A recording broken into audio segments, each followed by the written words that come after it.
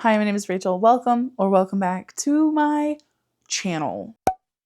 Today's video is going to be the mid-year book freakout tag. Holy fuck, what do you mean it's the mid-year already? Crazy. But I have a list of questions here to answer for you because it is the middle of the year already. And I can't believe we're halfway done with 2026. Time feels like it's dragging. Like, does anyone else feel that? Or is it just me? I truly feel like this has been somehow the longest year of my life. And yet it's only June. As of the time that I'm filming this, it's like the middle of June. And you should see this like right at the end of June. So not too long from now.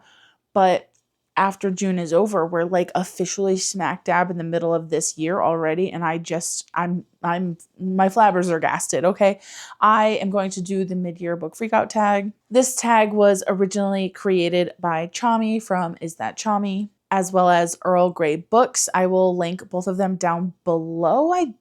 I don't know if they are on YouTube anymore, but if I can find their video, I will link it down below anyways, just for continuity. And so you know who this came from. Now I will say, these are the same questions we ask every year in the middle of the year, and every year I'm never prepared for them, okay? So the first question just really starts you off with a bang, and it says, the best book you've read so far in 2026. This was very hard for me. I have been so lucky where I have read quite a few 5-star books in 2026 so far. I think the best one in terms of like the way it was written, the way that I felt while reading it, how quickly I read it, how much I enjoyed it, and the fact that I felt multiple emotions like throughout the entire story and like just the entire experience altogether. I want to say I think the best one that I have read so far this year is Nestlings by Nat Cassidy. I read this recently, and I was going to say When the Wolf Comes Home for this question, which is also by Nat Cassidy. I read that, I want to say, in like early February. And I read that actually, like I read it with people. So it was really nice to read it as like a buddy read with my Discord book club, which was so much fun. And so it almost won for that alone. But I think reading this one when I did, like it just really was like a right book at the right time situation. It was so good and so engaging. It really just blew me away. If you don't know what this book is about a couple named Anna and Reed, and both of them are kind of going throughout life with their 1-year-old daughter, and they just got very lucky to win this housing lottery for like a really nice, fancy apartment building in New York City, right across from like Central Park, right? So they get there and they're kind of anxious about accepting because Anna is in a wheelchair. She had some complications during childbirth, and so this is like a new thing for her. She's kind of still trying to come to terms with everything that she's been through and get used to her life in a wheelchair. And they're worried about living on like a high up floor because there's only an elevator and stairs. And of course she's like, well, what if the power goes out and I can't get downstairs? So they're not going to accept it, but then something changes her mind and she accepts it anyway. And we kind of just follow them as they go about life with their daughter, who I believe's name is Charlie. It doesn't say in the synopsis, but I'm pretty sure their daughter's name is Charlie, which is a nickname for Charlotte. And this was just like an insanely gripping and tense, like on the edge of your seat story. So the basic premise of this is that once they move into this apartment, like things just start going weird. Like weird things are happening. Their neighbors are kind of like very reclusive. They like almost don't see any neighbors ever. And I think the only woman Anna ever sees is like malnourished and like decaying. And they just start having weird things happening to them in this building, and they're trying to work out like their own issues. Anna's trying to go to physical therapy, and they're dealing with raising a baby girl, and Anna also had postpartum depression. And so like there was so much packed in here, but I really feel like there wasn't too much, like I feel like sometimes a book will try to pack in too much stuff and then you get overwhelmed with it. But the way that everything unfolds, like it's so natural. Like it literally is just two people married who love each other, living their lives, and being parents. And like the whole flow of it feels very natural, and you get a lot of insight in both of their heads, which I really liked. Anna is definitely the main character, but we get like a lot from Reed as well, especially near the beginning.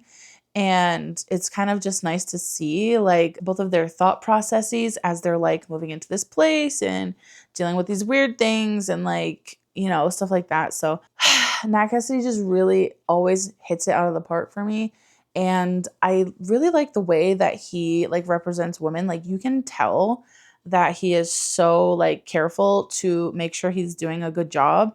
And I think that is because a lot of the women he's writing about are inspired by women he knows in real life in some way, shape, or form. Like not like a direct one for one recreation of these people he knows, but you can tell that like there is personality traits or like maybe little quirks about people that he knows in real life, and he like cares about them and appreciates them and loves them, and he puts them in here. Or there are conversations to be had about like the postpartum depression and how that affects not only the mother but the father, and you know what lingering effect could that have on a baby and stuff like that. So anyways, I just really think I just think that he writes his stories in such a way that like they're so believable, even though there are like things happening in here that could never happen.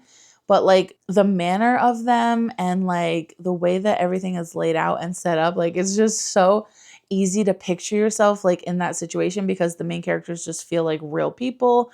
They feel so fleshed out and like just relatable. Like so much of it is relatable, especially as a parent. And yeah, I will be reading more of his books soon. I've read 3 books by him. I did also recently pick up I Know a Place, which is his short story bind up. There's the more popular one, which is called Rest Stop, and then some other dark stories as well. Can't wait to get into that. But I will for sure be reading Nat Cassidy for a long time. He has quickly become my favorite horror author. Like that's a fact. He's my favorite horror author.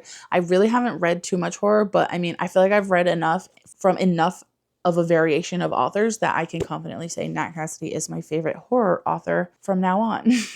So highly recommend this one if you haven't read it yet. And if you are a fan of his and you have read this one, let me know, because I haven't like gotten to talk about it with anyone yet. And there's some gross shit in here. Some gross things, some relatable things, some crazy things. The ending like was wild. That's my favorite part about Nat Cassidy is his endings. I could never predict them. Honestly, I just can't. Well, that's not true. I like mildly predicted When the Wolf Comes Home, but that was like in a way where like I wanted it to be right, you know? So highly recommend this one if you haven't read it yet. I think this is my favorite one by him so far, followed by Wolf and then followed by Mary. Just as a little side note. Question 2 is the best sequel you've read so far in 2026. Now, this isn't like a direct sequel in the sense that it's a book number 2, but it is book number 3 in Dungeon Crawler Carl, and that is the Dungeon Anarchist Cookbook by Matt Dinniman. This is my favorite one so far out of the first 4. My current ranking would be book 3, book 1, book 4, and then book 2. Hey, baby. Give me a quick kiss. Okay. I lost my train of thought. Book 2, I liked it, don't get me wrong, but like it really, really took me quite a bit to kind of get into it. I didn't love the start of it, but by the end, I was like back on board, ready to go, and invested again in the series. I have read books 2, 3, and 4 in the first half of this year. I read book 1 last year.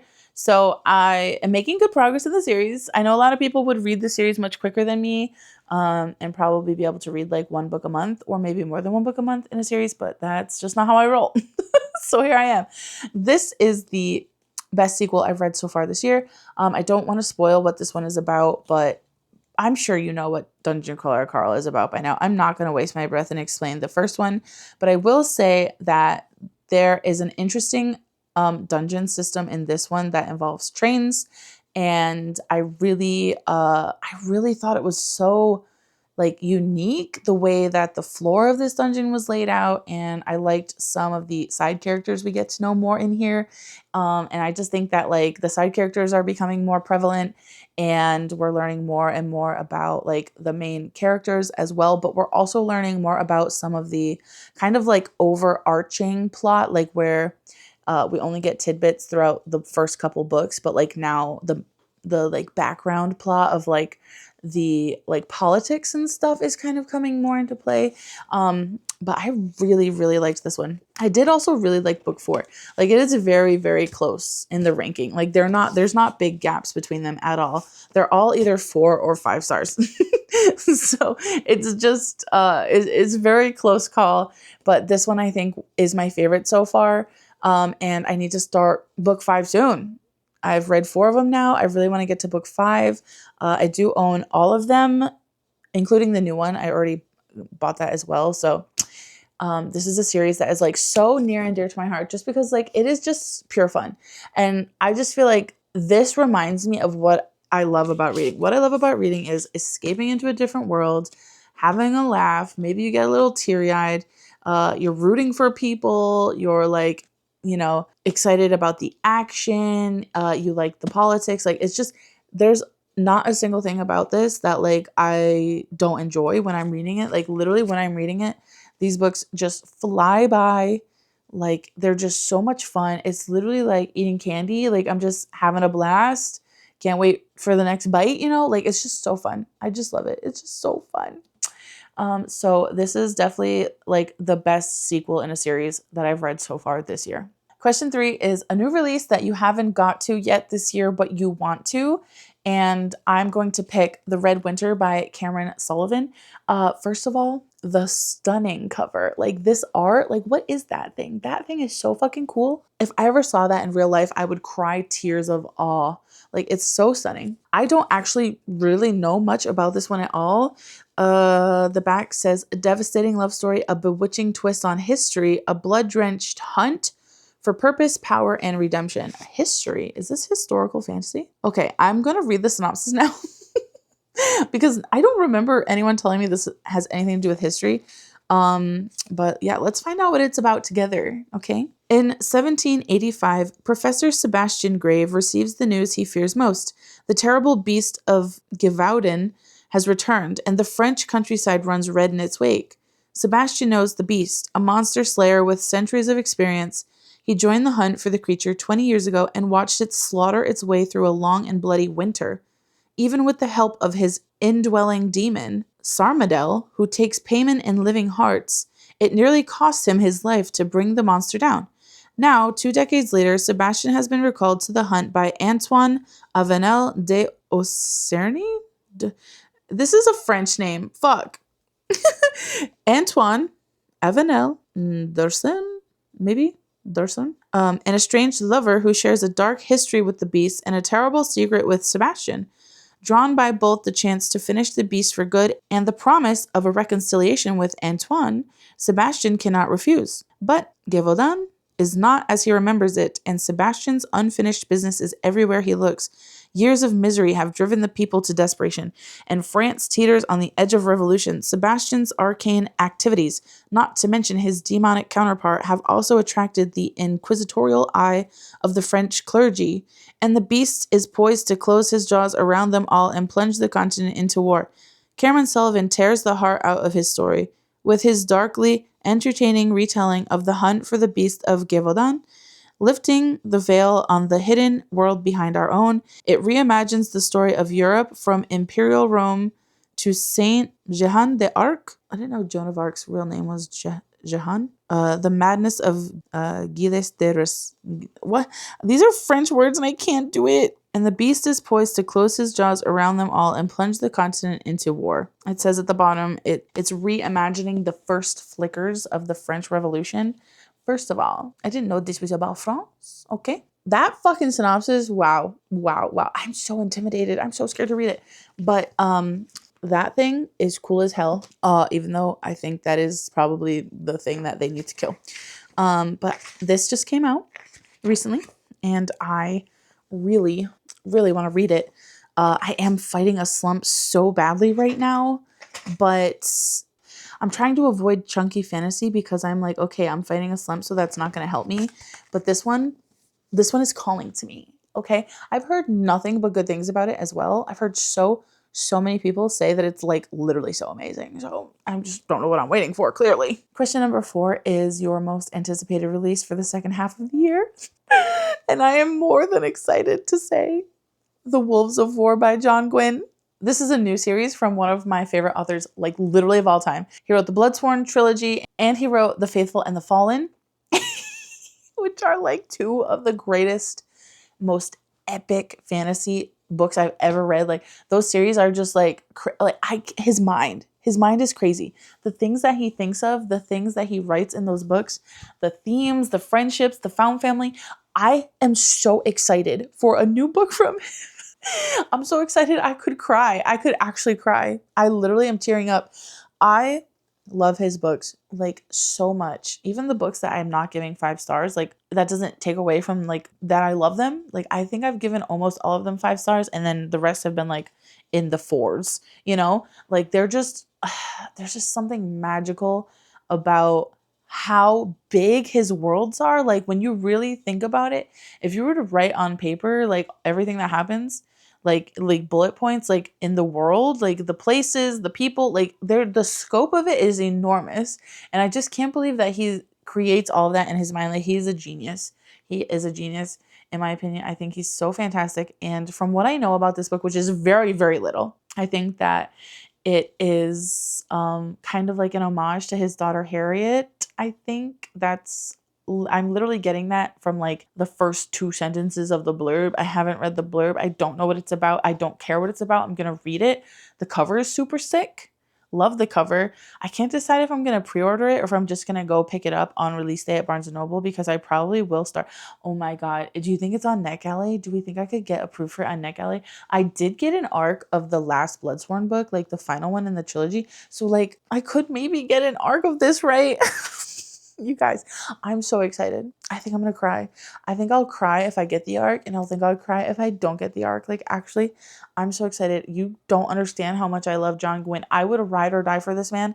Like I would physically hurt people who talk shit about him. Like I don't care. Him as a person, like I don't care if you like his books, but him as a person, like every interview I see with him, like he's just so wholesome. He's so sweet. He just seems like such a nice person. I'm so excited for this book. It doesn't come out till like November. I can't wait that long. I really hope I get an arc of it. This is like the one thing where I'm like, I don't really care if I get rejected for arcs, but I think I'll care if I get rejected for this one. I will care if I get rejected for this one because I know it's going to hurt me. Like I just know that it's going to be so moving, so epic, so badass, and like, but also really sad. Like I really have a feeling like it's going to be kind of sad.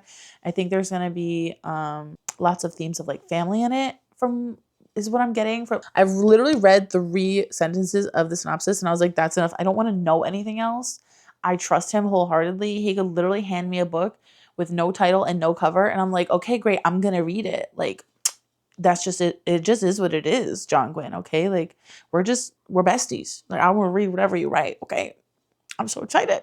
On the complete opposite end of the spectrum, question 5 is the biggest disappointment so far this year. I'm going to ruffle a lot of feathers when I say this, but One Dark Window by Rachel Gillig is hot fucking garbage. I literally cannot believe that this book went viral. I have seen people say this is the best book they've ever read, ever. That this is the best book ever written when it is objectively written so poorly. For those of you who don't know, this is about a woman named Elspeth. She has a monster trapped in her head, which sounds so fucking cool, right? It does. It really sounded so cool. I was fully convinced I was going to love this book. The magic system in here involves these tarot cards, which is, again, so fucking cool. Thought I was going to love it. It's awful.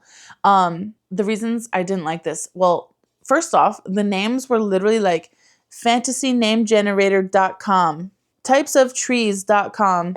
And you mash them together and ta-da, those are your names. A bunch of fucking trees in here. But the thing is that it wasn't just the last name. Because I could get by somebody being like, oh, this is the Willow family. And it's like Evan Willow or like, you know, Sarah Willow. And like, okay, they're all named after trees. Like, but I could understand if it was like the family name. But like, no.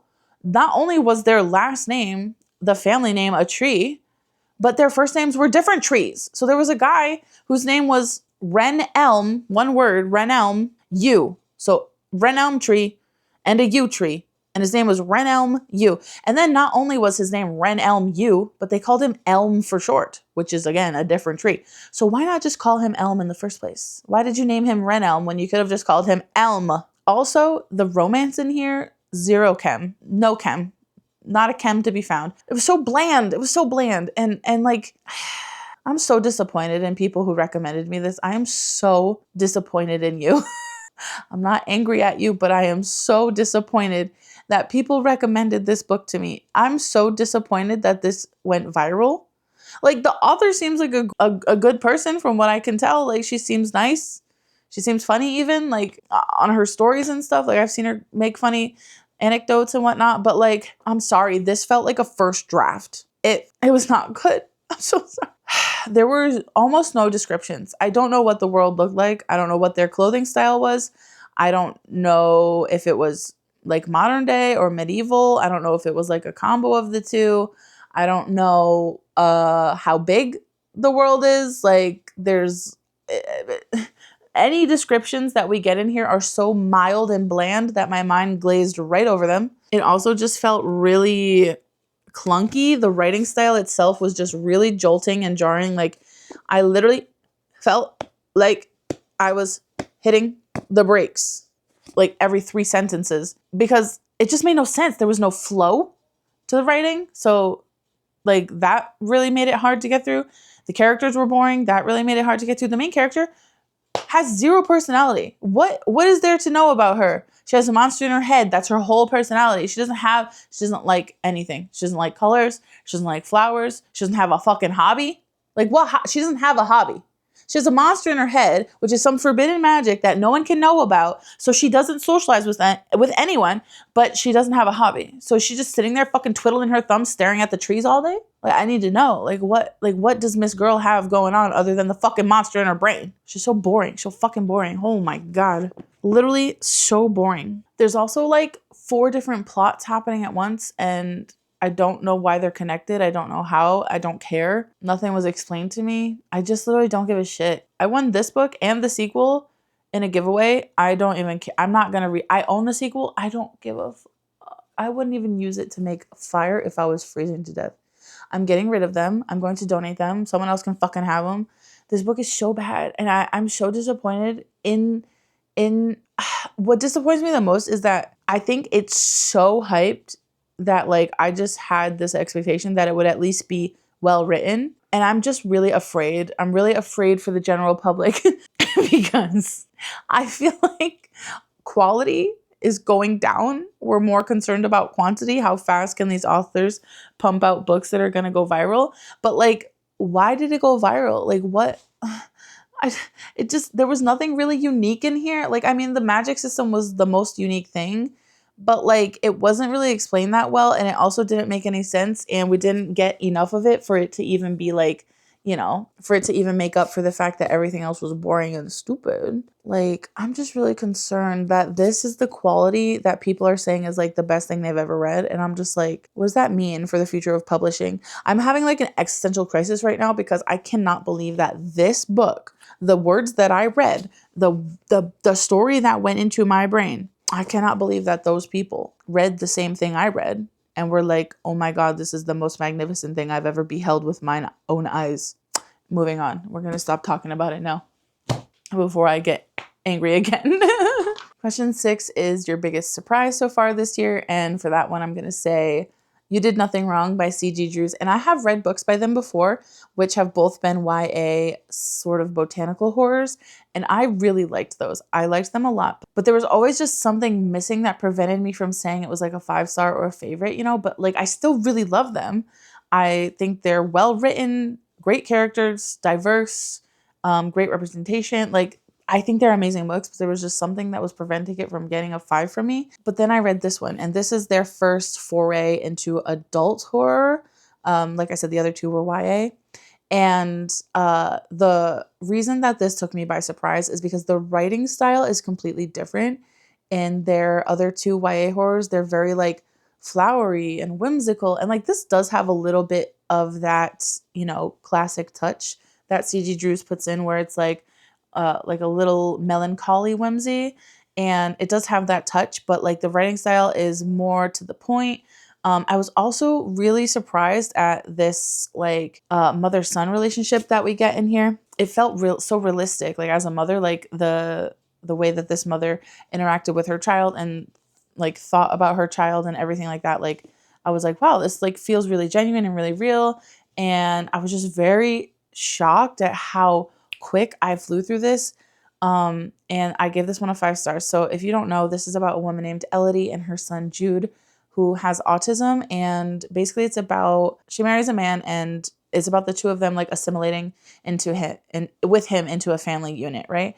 And they're in this new house and the house is having renovations done and like the house is creepy and things are happening around the house. And Jude is like telling his mom about these things and he's also struggling to adjust because he's just moved house and moved to a new school in a new country, and which is hard for any kid, not just a kid with autism, by the way. But like he's having, you know, trouble adjusting, and it's kind of just about them and this situation in the house. um and this one is one that like by the end of this book, after I read that last page, like my jaw was on the floor. Like my jaw was unhinged on the floor. Like seeing like how it ended and knowing everything we've been through really just like puts it into perspective. And like it was so good. Like, and I should have expected it to be good. And I didn't think that it was going to be bad per se, but I was just a little nervous because I was like, oh, how is it going to be going from like a YA to an adult, right? I didn't know if this would read really young and feel YA, even though it was meant for an adult, but no, this took me by surprise. Blown away. C.G. Drews is like very close up there with Nat Cassidy for me because I see now that they can do really great, like flowery, whimsical, melancholy, like YA writing, which I love. I love a little melodrama in my YA. And this is definitely more serious, but still had some of their own personality in it. More serious, more grotesque, more dark version of that. And I was just, it was exactly what I needed from them to finally give them a 5 stars. I loved this book so much. It was so good. I really, really enjoyed it. And I think they have another adult horror coming out either later this year or early next year. And I think that they have officially become like an auto-buy author for me. I didn't buy their first 2 books until after I had read them. I borrowed them from the library. But after I read both of those books, I went and got them in paperback. And then I bought this one brand new, like really trusting and hoping that they would pull through for me. And they did. So I'm really excited about that. And so yeah, this book was really just a big surprise to me because I wasn't expecting the jump from the YA to adult to be so seamless. And I'm just impressed, surprised, like pleasantly so. And yeah, just chef's kiss. What a great book. Beautiful writing, crazy story, creepy, very good. The imagery, oh my God, everything was just, no notes, 0 notes, like perfect, perfection. This was great. They did what they wanted to do. The book did what it needed to do. The story beats were like really just ba ba ba ba ba. Like the flow was great. The writing was great. Everything amazing. Loved it. Perfect. So good. So good. Question 7 is favorite new author. And I don't really have like a favorite new author, but I have for the first time this year read Witch Hat Atelier by Kamome Shirahama. And I've now read the first 5 volumes and I love them. So I'm just going to put this here as like a favorite new manga series, I guess, because I don't really have like a new favorite author. I mean, Nat Cassidy is like my favorite horror author right now, but like I don't know if I'm ready to say he's a favorite author of all time yet, like how I would for John Gwynne. Or Brandon Sanderson, or like Leigh Bardugo, you know, or even R.F. Kuang. Fucking love her. I'm going to add this here in lieu of that because this is a new to me author and I've never read this series before. So I'm just going to say that Witch Hat Atelier is my kind of new favorite manga at the moment. This is about a young girl named Coco, and when she's really little, I think her mom takes her to some kind of festival and she gets hold of like a notebook and a pen that she's not really supposed to have, but the notebook has spells in it. She's trying to teach herself how to do magic and she does figure it out, but she accidentally turns her mom to stone. So she gets rescued by this guy. Actually, he's on the back, named Kifri. Not really rescued. I mean, yeah, I guess rescued. She gets rescued by this witch named Kefri, and he takes her back to his atelier, which is kind of like his where he lives and where he teaches his apprentices at. And he invites her to be an apprentice. And so she's trying to learn magic so she can hopefully remember what it was that she did to her house and her mom and reverse that to save her mom's life, right? And like it's so good. Not only is it really cute and wholesome, but like there are definitely some moments that are kind of dark, like definitely bad things are happening. You can feel that the stakes are pretty high.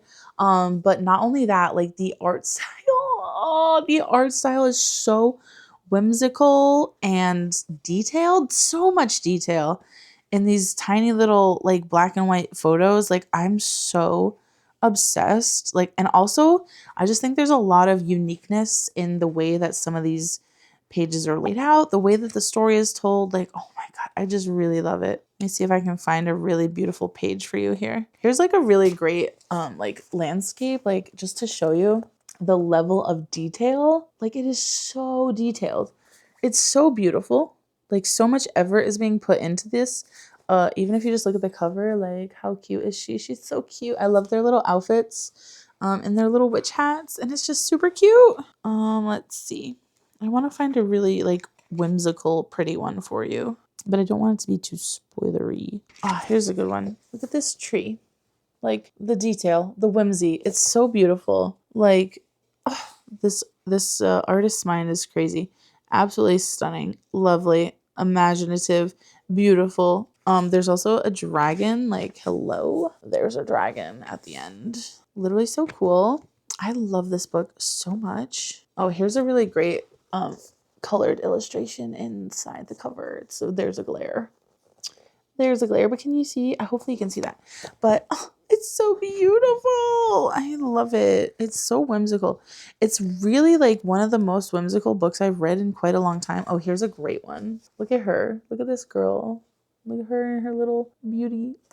She's so cute. Oh my God. So yeah, we're counting this one for now because I don't really feel like I have a favorite author, a new favorite author of all time yet. But counting this one as new favorite manga author for the time being. I don't read like that much manga, but I have read Demon Slayer and one Junji Ito and now this. Actually, I've also read Tokyo Ghoul, but I didn't really like the way that ended. I loved the first like 6 volumes and the last like 8 were kind of bad. So, but moving on. Number 8 says newest fictional crush, and I literally just was talking about him.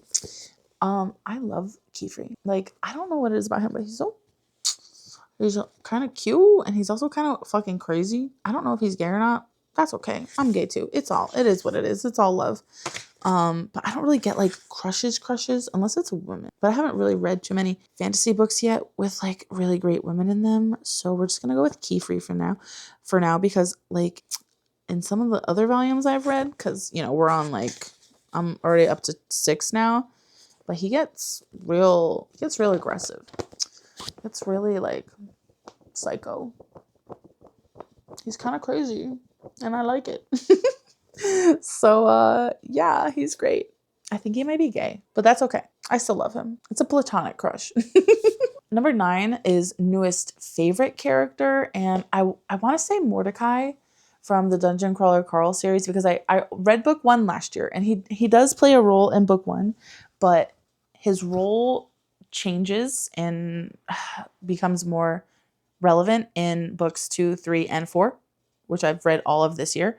So I want to say Mordecai from the Dungeon Crawler Carl series, and I don't really want to tell you anything about him because I think part of the fun of the side characters in that series is like getting to see them and know about them through the book and not having that spoiled for you. So like I won't say really much about Mordecai, but I'll just say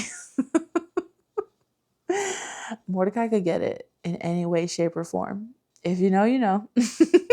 I just think he's funny. I think he's funny. And he's funny and smart, which are literally like the only 2 criteria you need to be hot, honestly. Number 10 is a book that made you happy. And for this one, I'm going to say The Duchess Deal by Tessa Dare. I read this for a video where I was trying to find out if I liked historical romance in books, because I really love Bridgerton, and I love the 2005 Pride and Prejudice with Keira Knightley. Like, I love historical romance on screen, so I wanted to see if I liked it in books. And spoiler alert, I do. I really loved The Duchess Deal by Tessa Dare. Like, I was so shocked at how like giggly I was, kicking my feet, like smiling, and just really just devoured it. Like, it just was so fun. And I think the best part about it, and like what really made me happy, was that, like, again, I've been kind of fighting a slump on and off like this whole year. There's tension and there's stakes, because, you know, there's kind of like not really hate to love, but it was more like marriage of convenience, and they definitely weren't getting along and stuff. So like, you know, there's like tension and there's plot in that way, but there's not like anything stressful or dangerous in the sense of like where fantasy is like people are dying, everyone's getting stabbed, someone just fireballed the whole fucking army, you know, like which I love. I love that, don't get me wrong, but I think like it was just the right book at the right time. I was really in the mood for it after watching Bridgerton, after binging Bridgerton, I should say. And it just really made me happy. I loved the vibes. I loved how easy it was to read. I also loved that like both of the main characters really had like a good backstory and had good substance. And there was more to it than just the romance. Like, there was other stuff going on, and it was just a great mix of everything I needed at the time. And it really did just make me happy. I was kicking my feet and giggling. And yeah, so that's exciting. And I will read more Tessa Dare in the future. Number 10 is a book that made you cry. Now, I cry at everything.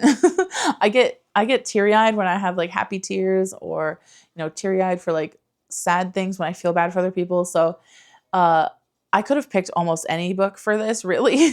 But I'm just going to go with Nestlings and You Did Nothing Wrong. You Did Nothing Wrong had me crying in the beginning, and then tearing up again at the end. Like, it was just very, like, you know, as a mother, like, it was just really heavy and made me cry. And same thing with Nestlings. There was a lot of talk about postpartum depression in there, which I experienced as well. So it was very relatable, a little too real at sometimes, but like I just felt so bad for her and so empathetic for her situation and like the things that she was going through and everything that she kind of had to push through to get where she was in the book. So yeah, those two books made me cry. And then especially Nestlings, I read the afterword. And Nat Cassidy is just so vulnerable and open about his life and like where he gets ideas for his books and the inspiration that he finds and stuff. I was just sobbing listening to his afterword. Like, I want to give that man a hug. Like, I just feel awful. I just feel awful for him. I want to give him a hug, but alas, those books made me cry, and I'm sure I'll cry more at books in the future. Question 12 is the most beautiful book you've bought so far this year, and I have bought quite a few books this year, but most of them were Dungeon Crawler Carl and Witch Hat Atelier, which I will say, Witch Hat Atelier has really beautiful covers, but I think the most beautiful book I bought so far this year is The Red Winter by Cameron Sullivan, because I really love this contrast of the gray background with this red foil. I think the contrast is nice. Love the sprayed edge. It's really vibrant, really solid, no flaking. The art for this thing, though, is really what sold me. Like, that thing looks so cool. And again, we get the full art for it here on the first page. Like, are you joking me? This thing looks so cool. It looks eldritch. It looks mythical, like literally like a legend of lore. Like, it just looks crazy. And I haven't bought too many books this year. So this one, out of the ones I have got this year, takes the cake for sure. Question 13 is always the most loaded, and it's what books do you need to read by the end of the year? What books don't I need to read by the end of the year? All of them, all of the ones I've bought recently. I am going to be reading The Raven Scholar with my book club in Q3, which is July, August, and September. So this is great. I'll be able to get to this. This is from my top 10 list. I also really want to get to The Daughters of Izdahar. That's also on my top 10 list. I really want to read Delicious Monsters by Liselle Stanbury. I think I'm going to relate to that one a lot. The Stardust Thief has been on my mind a lot lately, as well as The Last Vigilant by Mark A. Latham. And these are all from my top 10 books to read this year list. And the last book that I have on my top 10 list is The Night Ends with Fire by KX Song. This one also is so stunning, gorgeous. This is a dragon book though, so I'm definitely going to read this in August. I also want to read more Witch Hat Atelier. These are stunning. Like, speaking of the art, look at them. gorgeous. How cute. Oh, that's Brush Buddy, by the way. I love him. Yeah, I love, love, love the art in these books so much. Can't wait to read more of those. I talked about wanting to read this already this year. I want to read The Red Winter. Like, I just want to read. I want to read them like so badly, but like literally my brain is just slumping right now. And that's no one's fault but my own. I also really want to read more of Dungeon Crawler Carl. I have to get to book 5 soon, which is in my bedroom, I think. So, you know, the list of books I need to read just goes on and on and on. The Wolves of War, my most anticipated book of the second half of the year. Can't wait to read that. Oh, Heartstopper Volume 6 also comes out in like 2 weeks. More Heartstopper. Oh my God, I'm so excited. I can't wait for that as well. So hopefully the second half of 2026 is going to be full of books, full of 5-star reads, full of more anticipated releases. I can't wait. I can't wait to have a new favorite character. I hope I get to have a new fictional crush. Like, I don't really have a crush. I mean, I picked Kiefer just because, like, he's cute and he's kind of crazy and I like him. He's a good character. But I'm not like crush, you know. But yeah, I think hopefully once my son goes back to school, the second half of this year will be like that for me, and I'll just be able to get a lot of reading done. Hopefully be more creative with my content. I really am trying to like get out of a content rut as well. So if you have any video ideas for me down below, let me know so I can film them in the second half of this year. Can't believe we're already halfway through. If you made it this far in the video, thank you so much for watching. And this thing has antlers, so leave a deer emoji in the comments down below, and I will see you in the next one. Bye.